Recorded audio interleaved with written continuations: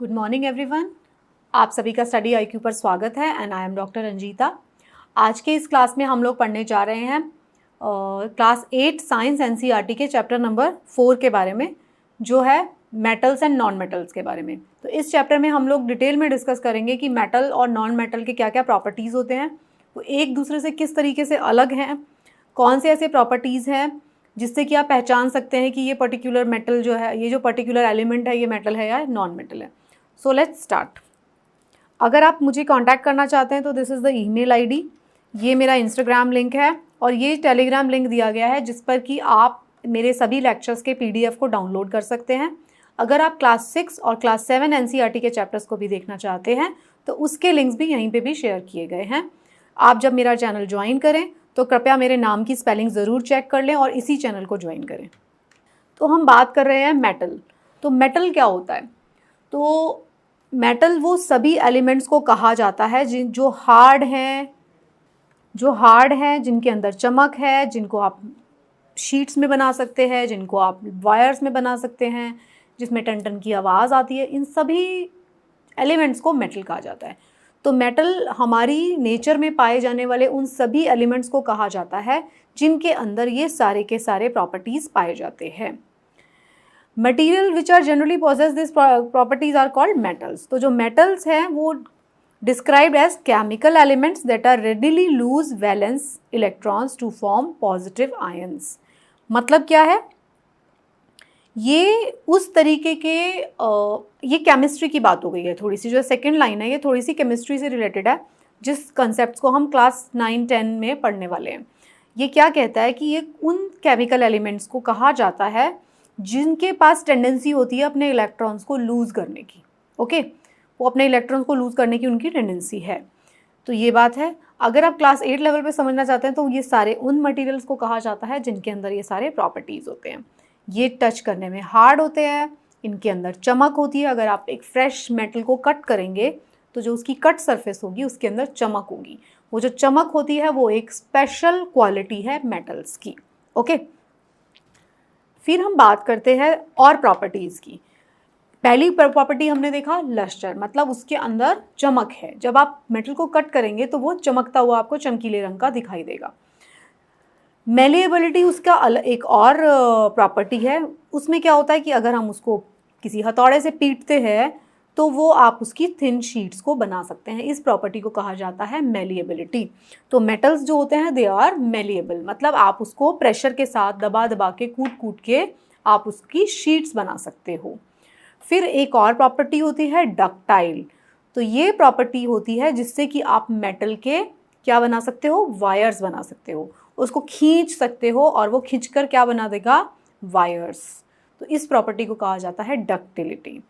Sonorous ये property है जिससे कि अगर आप मेटल को दूसरे मेटल से आप स्ट्रक करोगे, आप उसको मारोगे तो टन टन की आवाज़ आती है। ये देखिए, आप यहाँ देख सकते हैं इस वाले फ़ोटो में। ये देखिए गोल्ड जो है आप उसको तोड़ तोड़ के, मेलिएबल है, बहुत ज़्यादा मोस्ट मेलिएबल मेटल है, तोड़ तोड़ के आप उसको प्रेशर लगा लगा के गोल्ड का कॉइन बना सकते हो। कॉपर जैसे ये मेटल है, आप इससे खींच के कॉपर वायर, ये क्या हो गया? ये मेलिएबिलिटी प्रॉपर्टी हो गई, ये डक्टिलिटी प्रॉपर्टी हो गई। ये देखिए घंटी होती है जो, वो क्या है? टन टन टन टन उसमें आवाज़ आएगी उसको, जैसे आपने जो किया। ये देखिए ये क्या है? कंडक्टर होते हैं दोनों के, हीट के भी और इलेक्ट्रिसिटी के भी। तो ये मेटल की प्रॉपर्टीज़ हैं, डक्टिलिटी, मेलिएबिलिटी, सोनोरेसिटी और कंडक्टर्स, इलेक्ट्रिसिटी के और हीट के। तो हम क्या पढ़ रहे थे अभी? प्रॉपर्टीज़ के बारे में। तो ये मेलिएबल होते हैं मेटल, ये डक्टाइल होते हैं, ये सोनोरस होते हैं और ये गुड कंडक्टर होते हैं। किसके? हीट के और इलेक्ट्रिसिटी के। तो एग्जाम्पल क्या है मेटल्स के? एल्यूमिनियम, कॉपर, आयरन, टिन, ये सारे के सारे किसके एग्जाम्पल हैं? गोल्ड, ये सब मेटल्स है। तो जब भी आपको ये देखना हो कि ये मेटल है या नहीं, या लैब में जब हम नए किसी एलिमेंट को खोजते हैं तो हमें चेक करना होता है कि क्या इसके अंदर मेटल की प्रॉपर्टीज़ है। तो इन सारी प्रॉपर्टीज़ को चेक किया जाता है। ओके, अभी तक मतलब 118 जो एलिमेंट हैं जो डिस्कवर हुए हैं उनमें से 90 से 95 जो है एलिमेंट्स, वो क्या हैं? वो मेटल्स हैं। सोचिए इतने सारे मेटल्स हैं, 90 से 95 इतने सारे मेटल्स ही है, उनके अंदर ये सारी की सारी प्रॉपर्टीज़ पाई जाती है। तो ये तो बहुत बेसिक हो गया, मेटल को कौन से एलिमेंट्स को कहेंगे जिनके अंदर ये सारे प्रॉपर्टीज़ हैं। तो फिजिकल प्रॉपर्टीज़ क्या है मेटल के, जो मेल्टिंग पॉइंट होता है वो क्या है, मतलब अगर आप फिजिकली उसको देखेंगे मेटल को तो आपको वो सॉलिड दिखाई देंगे रूम टेम्परेचर पर, और उनका जो मेल्टिंग पॉइंट होगा, जो एक्चुअली वो मेल्ट फॉर्म में नहीं दिखे मिलेंगे आपको, रूम टेम्परेचर पर अगर आप देखेंगे तो वो सॉलिड फॉर्म में एग्जिस्ट करते हैं। अगर आप उनको मेटल को मेल्ट करना चाहते हैं तो आपको बहुत ज़्यादा टेम्परेचर बढ़ाना पड़ता है। ओके, डेंसिटी अगर आप देखेंगे तो वो अलग अलग होती है। Thermal conductivity, all metal heat conduct करते हैं, मैलिएबल होते हैं, स्ट्रेंथ होती है, इलेक्ट्रिकली कंडक्ट करते हैं, ये सब हमने देख लिया। फिर है एक्सेप्शंस। अब ये कुछ चीज़ें हैं, ये स्लाइड में आपको बहुत अच्छे से ध्यान से याद कर लेना है, पूरा रट्टा मार लेना आपको। अगर आपको मेटल और नॉन मेटल के प्रॉपर्टीज़ डीप में याद नहीं है, समझ नहीं आया कौन से मेटल्स हैं, तो आपको ये ज़रूर स्लाइड को आपको रट लेना है। ये फिजिकल प्रॉपर्टीज़ का एक्सेप्शन है।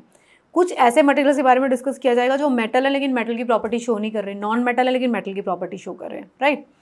एल्कली मेटल्स जो हैं, देखिए क्लास 9 जब आएगी तब उसमें हम पीरियोडिक टेबल के बारे में पढ़ेंगे। तो पीरियोडिक टेबल में मैं आपको दिखाऊंगी, ऐसे टेबल बनाई गई है, उसके अंदर आपको दिखाया जाएगा कि कौन से एल्कली मेटल ग्रुप होते हैं। हर एक एलिमेंट को 118 एलिमेंट है, उसको हम डिवाइड करेंगे, ये एल्कली मेटल का ग्रुप है, ये नोबल गैसेज है, अलग अलग उसमें डिवाइड किया जाएगा। तो जो एल्कली मेटल है जिसमें सोडियम, पोटेशियम, लिथियम आता है, उनको हम क्या कर सकते हैं, नाइफ से कट कर सकते हैं। एक्सेप्शन हो गई। अभी हमने क्या बोला था कि मेटल्स क्या होते हैं, हार्ड होते हैं, लेकिन एल्कली मेटल्स जो है सोडियम, पोटेशियम, लिथियम और उसकी पूरी की पूरी लाइन, ये सब क्या होते हैं, ये सारे के सारे कट कर सकते हैं हम उनको नाइफ से, तो ये सॉफ्ट होते हैं। फाइन। एक और मेटल है मरकरी। आप सब जानते हैं मरकरी क्या है, मेटल। ये हमेशा रूम टेम्परेचर पे किस फॉर्म में रहता है, ये लिक्विड फॉर्म में रहेगा। फिर है lead and mercury are poor conductors of heat. ये हीट के क्या हैं, पुअर कंडक्टर है। Lead mercury expand significantly for the slightest change in temperature. अगर आप इसको टेम्परेचर देंगे तो ये क्या हो जाता है, एक्सपैंड हो जाता है। Okay. Gallium and caesium have very low melting point. ये इस तरीके के मेटल हैं जिनका मेल्टिंग पॉइंट बहुत ज़्यादा लो है। अदरवाइज क्या होता है, मेटल की क्या प्रॉपर्टी होती है, वो रूम टेम्परेचर पे किस फॉर्म में होते हैं, सॉलिड फॉर्म में। अगर आप उनको पिघलाना चाहते हैं, आप उनको लिक्विड बनाना चाहते हैं, आपको बहुत हाई टेम्परेचर देना पड़ता है, फर्नेस में पिघलते हैं, मतलब बड़ी बड़ी भट्टियाँ बनाई जाती हैं मेटल को पिघलाने के लिए। लेकिन गैलियम और सीजियम में क्या होता है, ये मेल्टिंग पॉइंट इनका बहुत लो होता है, थोड़ी सी हीट दी पिघल जाएंगे। Iodine which is a non metal but it has a luster. Iodine एक ऐसा नॉन मेटल है जिसके अंदर चमक है मेटल की तरह। ग्रेफाइट, इसकी क्या करता है, इलेक्ट्रिसिटी कंडक्ट करता है, जो कि क्या है, ग्रेफाइट क्या है, कार्बन का सब्स्टिट्यूट है। तो कार्बन का जो है एक एलोट्रॉप है, सॉरी सब्स्टिट्यूट नहीं, एलोट्रॉप है। तो अगर ग्रेफाइट जो है फॉर्म ऑफ कार्बन है, तो ये ग्रेफाइट, कार्बन क्या है, कार्बन नॉन मेटल है, तो ग्रेफाइट नॉन मेटल होने के बावजूद क्या करता है, इलेक्ट्रिसिटी को कंडक्ट करता है। डायमंड क्या है, conduct heat and as a very high melting point. Diamond क्या है, अगेन कार्बन है। तो डायमंड इलेक्ट्रिसिटी को ग्रेफाइट इलेक्ट्रिसिटी को कंडक्ट करता है और डायमंड हीट कंडक्ट करता है। ये दोनों नॉन मेटल है। आयोडीन भी नॉन मेटल है लेकिन इसके अंदर चमक है। तो ये सारे कुछ एक्सेप्शंस यहाँ पर दिखाए गए हैं, तो इस स्लाइड को आप अपने दिमाग में ज़रूर रखिए। आयोडीन, ग्रेफाइट, कार्बन, गैलियम और सीजियम जो है मेटल होने के बावजूद इनका लो मेल्टिंग पॉइंट है। मरकरी एक्सपैंड करता है, लिक्विड रहता है। अल्कली मेटल्स जो होते हैं सॉफ्ट होते हैं, उनको हम कट कर सकते हैं। तो ये वाली ज़रूर ऐसे एक्सेप्शंस जो होती हैं ना, जनरली अगर आपको एनसीईआरटी में से कोई भी यूपीएससी में कोई स्टेटमेंट हो सकता है, या आपके स्टेट सर्विसेज के एग्ज़ाम्स हैं, या कोई और एग्ज़ाम जो आपका सीएपीएफ का एग्ज़ाम है, जो इस तरीके के पेपर है, वो आपसे क्या पूछते हैं, जनरली वो उन चीज़ों को पिक कर लेते हैं जो कि एक्सेप्शंस होते हैं ना, ऐसे स्टेटमेंट्स में डाल देते हैं। फाइन। फिर हम बात करते हैं नॉन मेटल की। अभी तक तो हमने देखा कि मेटल के क्या क्या प्रॉपर्टीज़ हैं, अब हम नॉन मेटल की बात करते हैं। तो नॉन मेटल क्या होते हैं, नॉन मेटल वो एलिमेंट हैं जिनके अंदर मेटल वाले प्रॉपर्टीज़ नहीं है। नॉन मेटल को हमने कैसे डिस्क्राइब किया है, जिनके अंदर मेटल के प्रॉपर्टीज़ नहीं है वो नॉन मेटल है। ओके, सिंपल सा डिस्क्रिप्शन दे दिया। एक्चुअल में यही है। अभी हमने देखा था 118 टोटल एलिमेंट है, उसमें से 90 से ज़्यादा कुछ एलिमेंट है, 90 से ज़्यादा जो कि एलिमेंट्स मेटल है। तो जो बच गए वो नॉन मेटल है। तो नॉन मेटल क्या करते हैं, which lack all metallic attributes. Metallic attributes आप समझ चुके हैं क्या होते हैं, लस्टर हो गया, हार्ड होते हैं, मेलिएबल होते हैं, डक्टाइल होते हैं। तो इनके केस में अब क्या हो गया, अब ये कंडक्टर नहीं है तो ये कौन होंगे, ये इंसुलेटर होंगे हीट के और इलेक्ट्रिसिटी के। कंडक्टर तो मेटल है तो ये क्या होंगे, उसके ऑपोजिट इंसुलेटर होंगे। They are mostly gases. अच्छा, अभी हमने कहा था मेटल क्या होते थे, मेटल होते थे हार्ड, सॉलिड, है ना। ये क्या होते हैं, ये मोस्टली गैस होते हैं और कभी कभी लिक्विड होते हैं। तो नॉन मेटल मोस्टली एग्जिस्ट कैसे करेंगे, ऑक्सीजन हो गया, कार्बन हो गया, है ना, ये सारे के सारे गैस के फॉर्म में एग्जिस्ट करते हैं।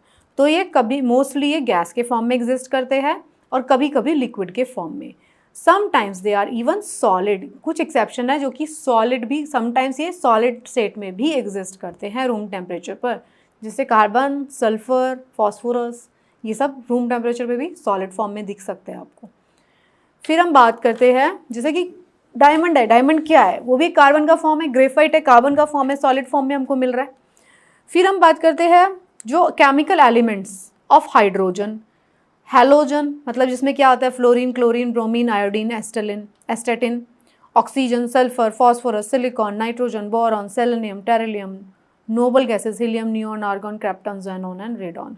मतलब सारे गैसेस आ गए ना, ये सब क्या है, ये नॉन मेटल्स हैं। यहाँ पे सारे बता दिए गए हैं, ये सारे के सारे नॉन मेटल्स हैं। एक तो सारे के सारे हाइड्रोजन के कंपाउंड्स, हैलोजन्स सारे के सारे, और सारे के सारे नोबल गैसेस, ये सब के सब क्या हैं, ये सारे के सारे नॉन मेटल्स हैं। फिर हम बात करते हैं physical properties of non metals. इनकी फिजिकल प्रॉपर्टीज क्या होती हैं, अभी हमने बात किया था फिजिकल प्रॉपर्टीज ऑफ मेटल, अब हम नॉन मेटल की बात करते हैं। तो अब बात होती है फिजिकल प्रॉपर्टीज की, तो क्या है, डक्टिलिटी जो थी वो तो किसकी प्रॉपर्टी थी, वो तो थी मेटल्स की। बट नॉन मेटल क्या होते हैं, नॉन डक्टाइल, मतलब ये उनकी प्रॉपर्टी है नॉन डक्टाइल होना। नॉन मेटल्स नॉन डक्टाइल होते हैं कि आप जो है उनको खींच खींच के तारे नहीं बना सकते उनकी, एक्सेप्ट फॉर कार्बन। सिर्फ कार्बन ही ऐसा है जो कि डक्टाइल है। Carbon fibres find use in wide variety of industries. तो कार्बन एक ऐसा नॉन मेटल है जो कि डक्टाइल प्रॉपर्टी शो करता है। अदरवाइज कोई भी नॉन मेटल जो है वो सारे के सारे नॉन मेटल नॉन डक्टाइल होते हैं, उनको आप ना तारे नहीं बना सकते। दूसरी प्रॉपर्टी क्या है, मेलिएबिलिटी, नॉन मेलिएबल होंगे। ये सब के सब क्या है, नॉन मेलिएबल। आप इनको कूट कूट के उनकी शीट्स नहीं बना सकते, कूट कूट के इनके सिक्के नहीं बना सकते। मतलब अगर ये हैं ही लिक्विड और गैस फॉर्म में तो आप इनको कैसे कूट कूट के बना दोगे, मतलब सोचने की बात है ना। और अगर इनको हम जमा भी देंगे, मान लीजिए आपने टेम्परेचर कम करके उनको जमा दिया, लिक्विड से आपने सॉलिड बना दिया, तो भी आप इसको कूट कूट के इनकी शीट्स नहीं बना सकते। तो ये नॉन मेलिएबल होंगे। फाइन। नॉन लस्ट्रस, सिर्फ इसका एक्सेप्शन क्या पढ़ा था हमने, आयोडीन, है ना। आयोडीन लस्ट्रस था, अभी हमने देखा था चार्ट में। तो ये नॉन लस्ट्रस हैं, अगर आप इनको कट करोगे तो कोई चमकते हुए नहीं मिलेगी surface. They are non sonorous, मतलब आप इनको अगर सॉलिड करके टन टन बजाने की कोशिश करोगे तो नहीं बजा सकते। ओके, ये कोई डीप रिंगिंग साउंड प्रोड्यूस नहीं करते जब इनको हिट करेंगे आप तो। फिर और क्या है इनकी एक प्रॉपर्टी, ये बैड कंडक्टर है, हीट के भी और इलेक्ट्रिसिटी के भी, एक्सेप्ट फॉर ग्रेफाइट। ग्रेफाइट जो है वो कंडक्ट करता है, अदरवाइज ये सारे के सारे बैड कंडक्टर्स हैं। तो ये इनके फिजिकल प्रॉपर्टीज़ हैं, non malleable, non ductile, non sonorous, non conductor, insulators हैं ये सारे के सारे। ओके, तो ये सारी की सारी थी physical properties of non metal. तो अब आप समझ गए होंगे मेटल्स में और नॉन मेटल्स में फिजिकली अगर आप उनकी प्रॉपर्टीज़ को देखें तो क्या डिफरेंस है। अब हम बात करेंगे नेक्स्ट पार्ट में इनकी केमिकल प्रॉपर्टीज़ की। फाइन, अब केमिकल प्रॉपर्टीज़ देखते हैं मेटल और नॉन मेटल दोनों के केस में। तो केमिकल प्रॉपर्टीज़ में हम सबसे पहली प्रॉपर्टी देखेंगे रिएक्शन विद ऑक्सीजन। अगर मेटल और नॉन मेटल को ऑक्सीजन के साथ रिएक्ट किया जाए तो इनका क्या होता है, दोनों मेटल भी और नॉन मेटल भी जब इनको बर्न करते हैं इन ऑक्सीजन तो ये क्या बनाते हैं, ऑक्साइड्स। दोनों oxygen of metals, oxides of metal are basic in nature. Basic का मतलब क्या है, पीएच लेवल की अगर हम बात करते हैं तो पीएच, न्यूट्रल पीएच होता है 7, तो 7 के नीचे वाले होते हैं एसिड्स और 7 के ऊपर वाले होते हैं बेस।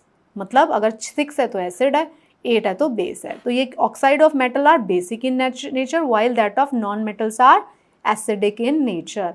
तो देखिए मैग्नीशियम मेटल है, magnesium plus oxygen magnesium oxide, sulphur plus oxygen sulphur dioxide. ठीक है, तो ये आप एग्जाम्पल में देख सकते हैं।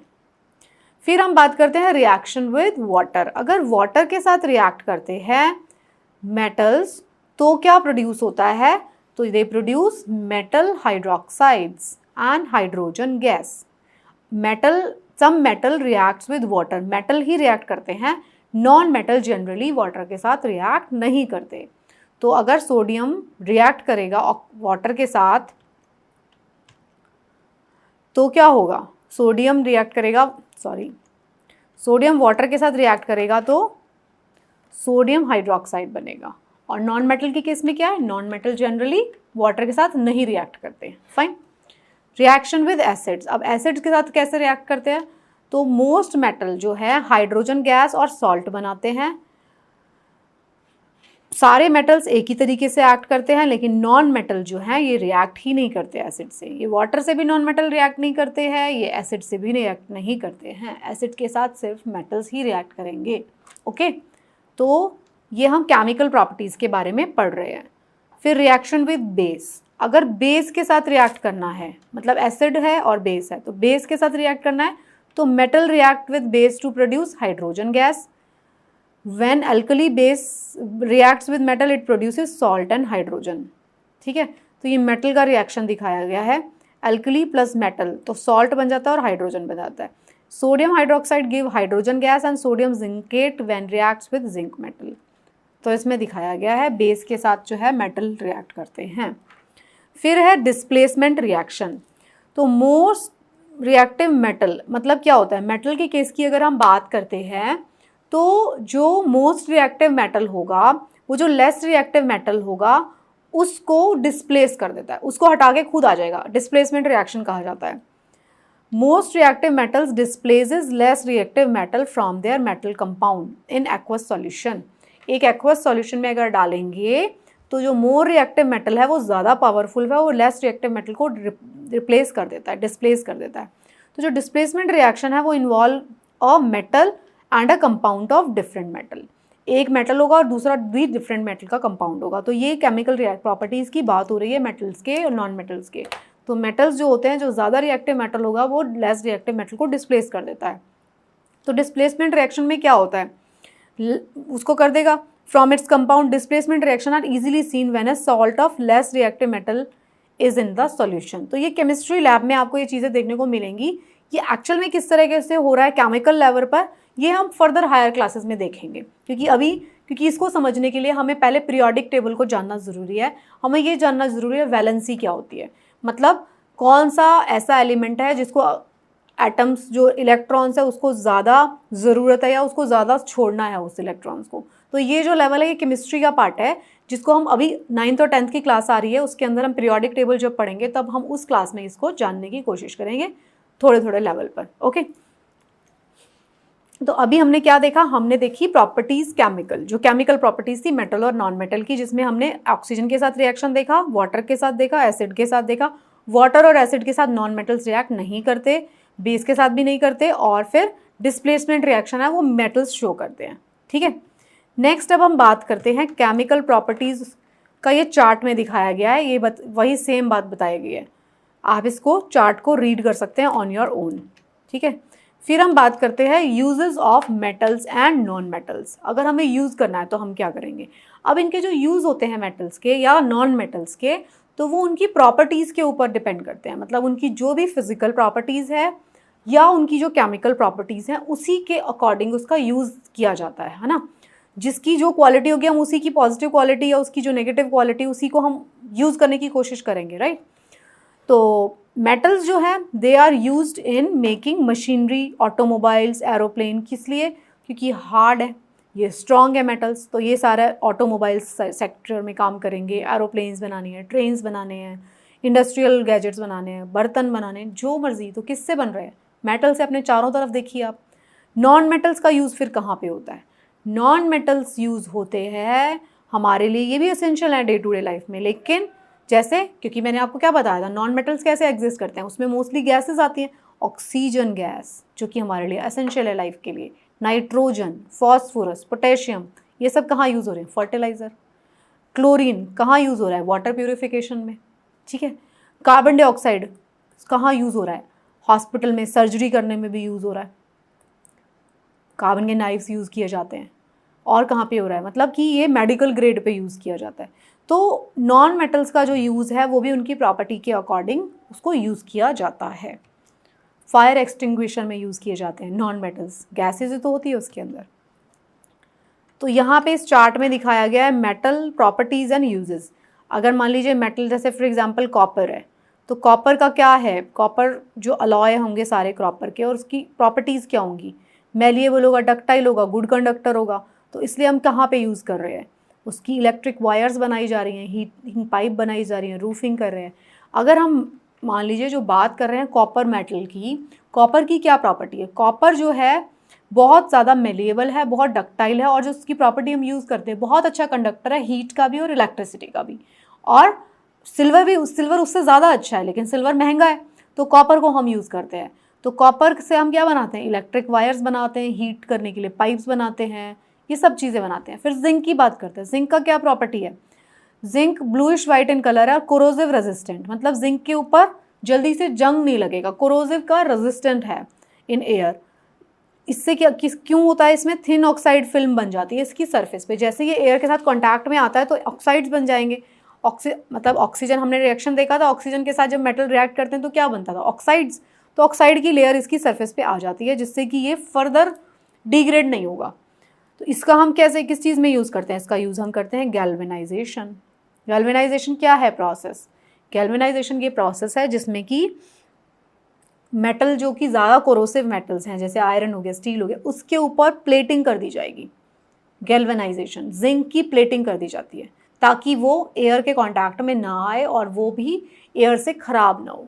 तो ये गैल्वेनाइजेशन उसको प्रोसेस बोला जाता है। तो जिंक किस चीज़ में यूज़ होगा, अपनी इस प्रॉपर्टी की वजह से, क्योंकि वो कोरोसिव रेजिस्टेंस है, इसके लिए उसको गैल्वेनाइजेशन के लिए यूज़ करते हैं।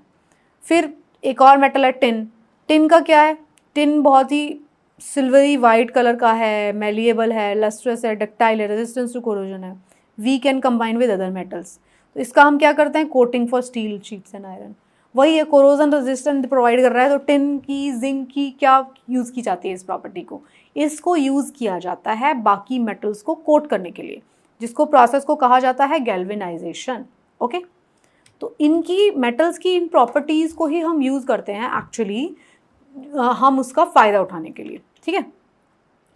नॉन मेटल के क्या यूजेस हम जान ही चुके हैं, जैसे आयोडीन का कैसे यूज़ करते हैं हम एंटीसेप्टिक की तरह, ऑक्सीजन जो है हमारे लिए ज़रूरी है, सल्फ़र का कहाँ पे यूज़ होता है, फायर क्रैकर्स में, फॉस्फोरस का मैच बॉक्स में, इंडस्ट्री में, फर्टिलाइज़र में, और बाकी मैंने आपको बताया था फर्टिलाइज़र्स में यूज़ होता है, CO2 का फायर एक्सटिंग्विशर में और सर्जरीज़ में, ठीक है, ये सब चीज़ों में यूज़ होता है। So this was the chapter, एकदम छोटा सा चैप्टर था, इसमें हमने मेटल और नॉन मेटल के डिफरेंसेस को देखा, हमने ये देखा कि उसके अंदर कौन कौन सी प्रॉपर्टीज़ हैं, कौन सी प्रॉपर्टीज़ मेटल को नॉन मेटल से अलग करती है। तो this was a small chapter, एक लिटिल बिट इंट्रोडक्शन था केमिस्ट्री का। आगे आने वाली क्लासेस में के लिए हम प्रिपेयर हो रहे हैं, ये बेसिक चैप्टर को समझ के आगे आने वाली क्लासेस विच इज़ 9 and 10, उसके लिए हम अपने आप को प्रिपेयर कर रहे हैं अच्छे से केमिस्ट्री समझने के लिए। So thank you so much. This was a very important chapter, simple chapter, small chapter. So keep studying and best of luck for your preparation. Bye-bye.